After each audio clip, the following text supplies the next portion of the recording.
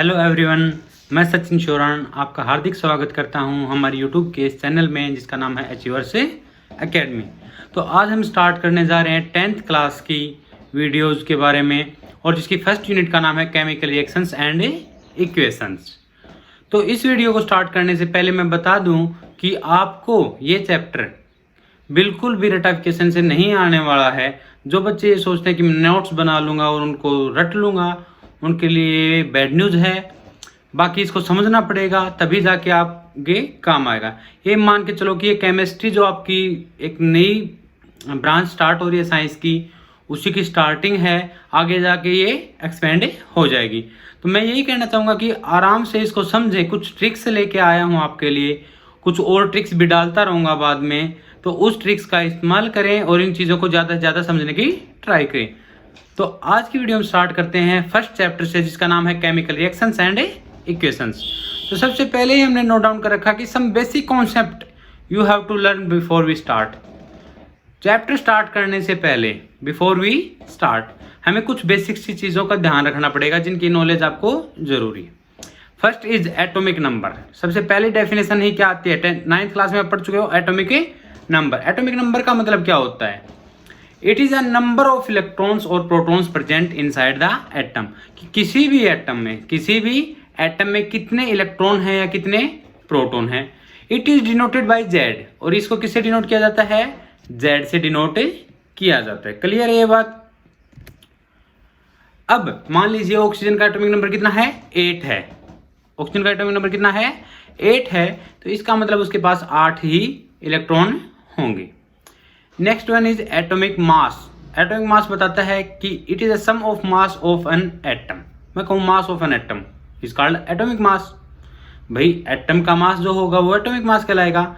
अब एटम में 3 चीजें होती हैं, प्रोटॉन, न्यूट्रॉन और इलेक्ट्रॉन। इलेक्ट्रॉन के मास को हम कंसिडर नहीं करते हैं क्योंकि इलेक्ट्रॉन का मास बहुत कम होता है, नेग्लिजिबल। तो हम किस किस के मास को ऐड करेंगे? प्रोटॉन और न्यूट्रॉन के मास को। तो यही इसकी डेफिनेशन में दे रखा है।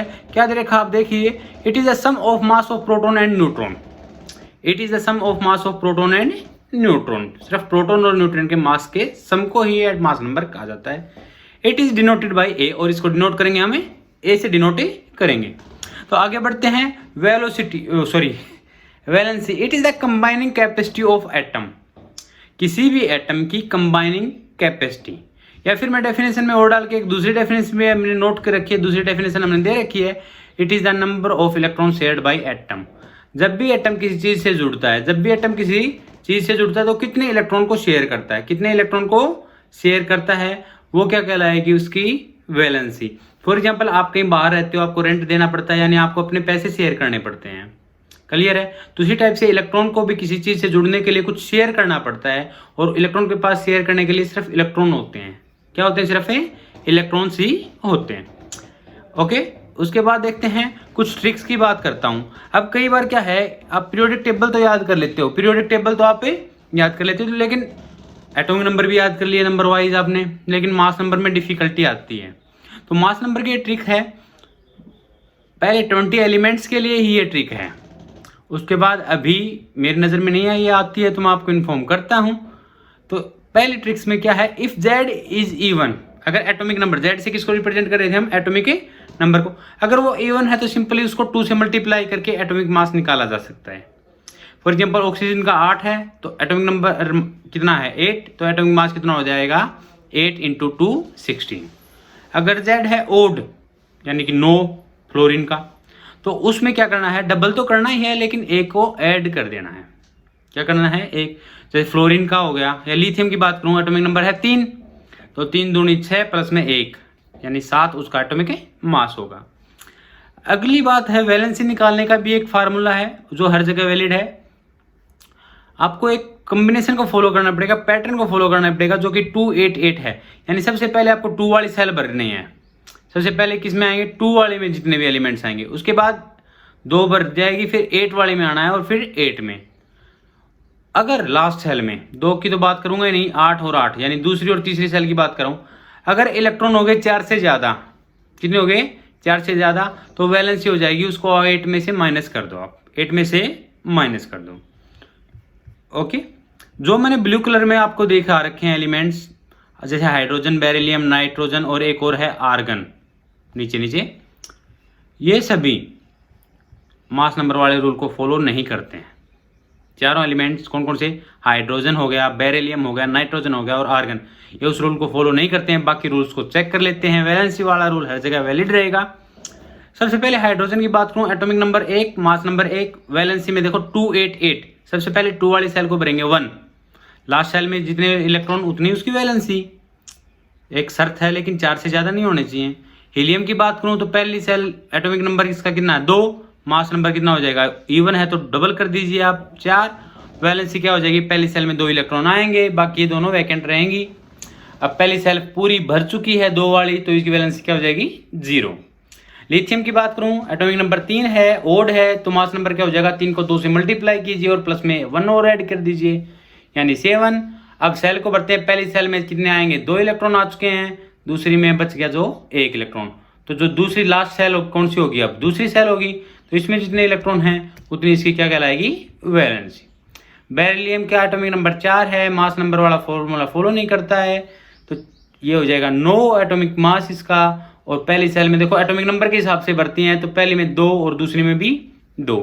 लास्ट सेल में कितनी इलेक्ट्रॉन्स हैं, 2, तो इसकी वैलेंसी कितनी हो जाएगी, 2। ऐसे ही बोरोन का एटॉमिक नंबर 5 ओड है, तो क्या हो जाएगा, 5 दूनी 10 और 1 11, यानी पहली सेल में 2 इलेक्ट्रॉन, अगली में 3 इलेक्ट्रॉन, लास्ट सेल में 3 इलेक्ट्रॉन है, तो वैलेंसी भी 3। ऐसे ही कार्बन की करनी है, नाइट्रोजन का atomic number 7, mass number 14।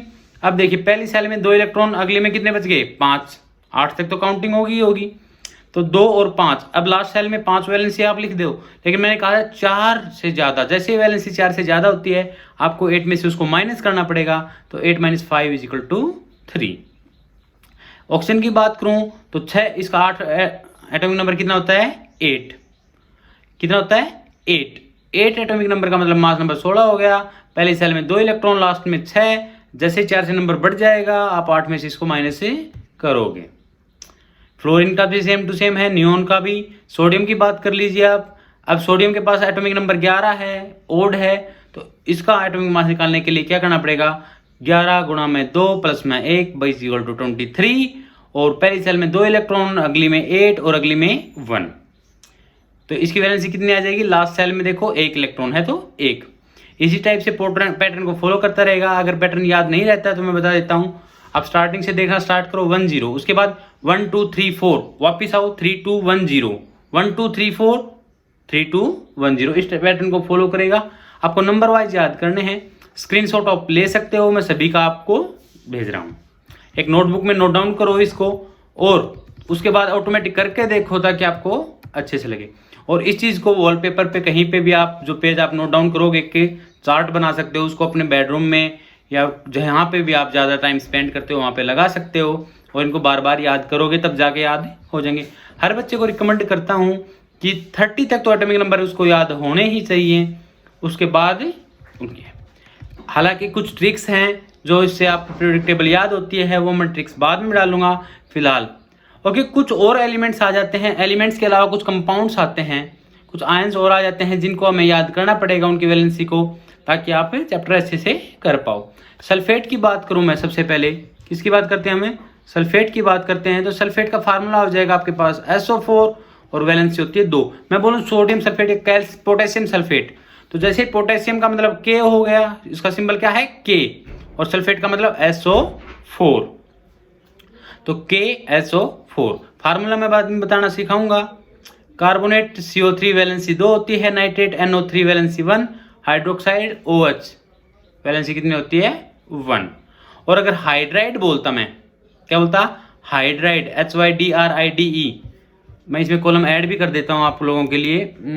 Okay, insert में गया मैं और रोज बिलो। अगर क्या बोल रहा मैंने, हाइड्राइड HYDRIDE, हाइड्राइड यानी उसका क्या था H, और उसकी वैलेंसी कितनी होती है 1। हाइड्राइड को आप याद रखोगे क्या होती है 1। क्लियर है इस बात को? ओके, अब कुछ क्वेश्चंस जुड़े होते हैं इन पे। आपको 5 क्वेश्चंस पूछता हूँ, 5 में से आप बिना देखे वीडियो को यहीं पे पॉज कर दीजिए। जैसे क्वेश्चन आए उसको पॉज कर देंगे और उसके बाद उसका आंसर अपनी नोटबुक में नोट डाउन करेंगे, मुझे दिखाएंगे। आप खुद बताएंगे कि कितने नंबर आए, कमेंट सेक्शन में कमेंट करेंगे या फिर नीचे दिए गए नंबर पे व्हाट्सएप पे करके भी मुझे बता सकते हैं। आपकी सिर्फ कुछ नहीं प्रैक्टिस होनी है, ईमानदार रहो। ओके, तो सबसे पहला क्वेश्चन आपके सामने ये रहा स्क्रीन पे, what is the atomic number of the following. कुछ 5 एलिमेंट्स दे रखे हैं, इनका एटॉमिक नंबर बताना है। एटॉमिक टेबल याद होगी, अगर नहीं हुई है तो वीडियो को यहीं पे छोड़ दीजिए, इसके बाद का वीडियो बाद में देखना जब तक एटॉमिक नंबर याद हो जाए। नाइट्रोजन का एटॉमिक नंबर क्या है, ऑक्सीजन का क्या है, फ्लोरीन का क्या है, फोर्थ वन इज क्लोरीन और आर्गन। ओके, इसका आंसर ये रहा आपके सामने। नाइट्रोजन का एटॉमिक नंबर 7 है, ऑक्सीजन का 8, फ्लोरीन 9, क्लोरीन 17 और आर्गन 18। क्लियर है। किन किन बच्चों का ठीक था ये क्वेश्चन, पांचों के पांचों टॉपिक्स किसके ठीक थे, किसके गलत थे, आप बता सकते हो। Next one is what is the valency of the following. Second question हमारा है वैलेंसी निकालनी है आपको। वैलेंसी याद कर चुके होगे तो सबसे पहला है lithium, second carbon, third carbonate, fourth one is aluminium and fifth one is silicon. तो ये रहा आंसर आपके सामने। लिथियम वैलेंसी 1 होती है, कार्बन की वैलेंसी 4, कार्बोनेट की वैलेंसी 2, एल्यूमिनियम की वैलेंसी 3 और सिलिकॉन की वैलेंसी 4। ओके, 2 क्वेश्चन हो चुके हैं। Third one is this one, how many electrons are there in. आपको इलेक्ट्रॉन्स बताने हैं आपकी बार। क्या बताने हैं, इलेक्ट्रॉन किस किस में, निकल, second one is zinc, third one is calcium, fourth one is vanadium और मैग्नीज। देता हूं, आंसर इज 1।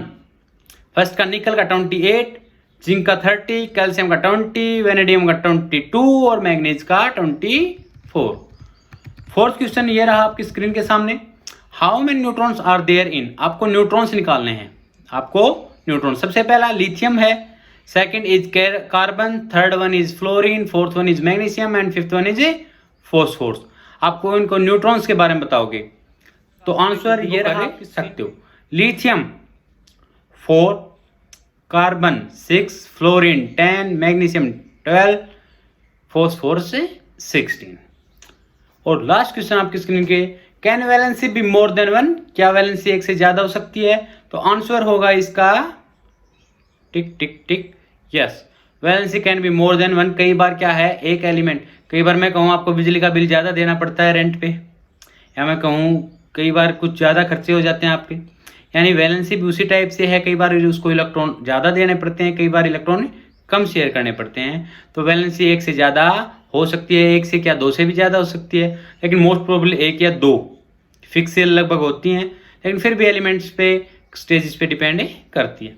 ज़्यादा लंबी वीडियो नहीं बनाता हूँ। अब क्या करना है आपको, आप टेबल को याद कीजिए, उसको अपनी नोटबुक में नोट डाउन कर सकते हो। नोट्स बनाने हो तो आपको वीडियो को पॉज करके वहाँ से नोट डाउन कर सकते हो। सेम टू सेम नोट्स आपको प्रोवाइड भी किए जाएंगे।